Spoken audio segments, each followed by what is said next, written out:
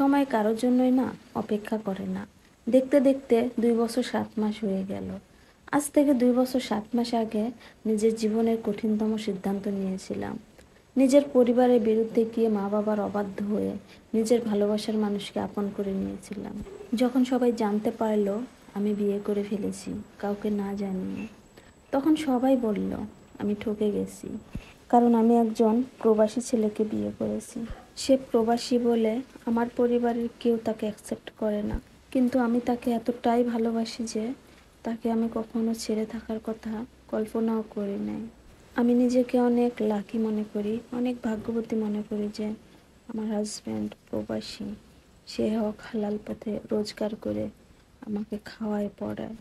আজকের এই স্পেশাল ডেতে তাকে ভীষণভাবে মিস করতেছি, ভীষণ রকম। আমি সবসময় মিস করি, বাট আজকের এই স্পেশাল ডেতে আরও বেশি মিস করতেছি। হ্যালো বন্ধুরা, আসসালামু আলাইকুম। কেমন আছেন সবাই? আশা করছি ভালোই আছেন। সবাইকে শুভ নববর্ষ। যদিও আমরা মুসলিম ঘরের সন্তান, আমাদের কোনো নববর্ষের উৎসব নেই, তারপরেও সচরাচর সমাজে চলতে গেলে, সমাজের মানুষের সাথে চলতে গেলে একটু একটু তো মানুষের সাথে মিশতে হবে, তাই না? আজকে পহেলা বৈশাখ। আজকের এই স্পেশাল ডেতে আমি সব থেকে বেশি মিস করতেছি আমার হাজব্যান্ডকে। কারণ সে যদি থাকতো, কোথাও না কোথাও ঘুরতে নিয়ে যাইতো, বা যেটাই হোক, ঘুরতে না নিয়ে গেলে বাসায় যদি থাকতাম, তাও মনের দিক থেকে অনেক অনেক শান্তি পাইতাম। কিন্তু ভাগ্যের নির্মম পরিহাস, সে অনেক দূরে। জানেন, মাঝে মাঝে না অনেক মন খারাপ হয়। মনে মনে ভাবি যে আজ সে অনেক দূরে, সে বিদেশের মাটিতে আর আমি বাংলাদেশে। আল্লাহ না করুক যদি আমার কিছু হয়ে যায় কিংবা তার কিছু হয়ে যায়, তাহলে তো কেউ কাউকে দেখতে পারবো না।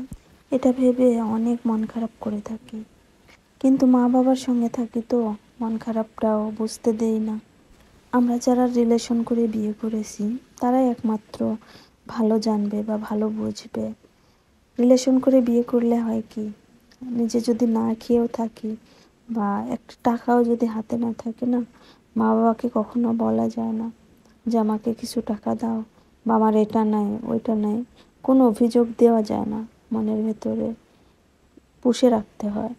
আসলে জানেন, সংসার লাইফে না, রিলেশন করে বিয়ে করেন আর পারিবারিকভাবে বিয়ে করেন, সংসার করতে গেলে খুঁটিনাটি ঝগড়াঝাটি হয়ে থাকে।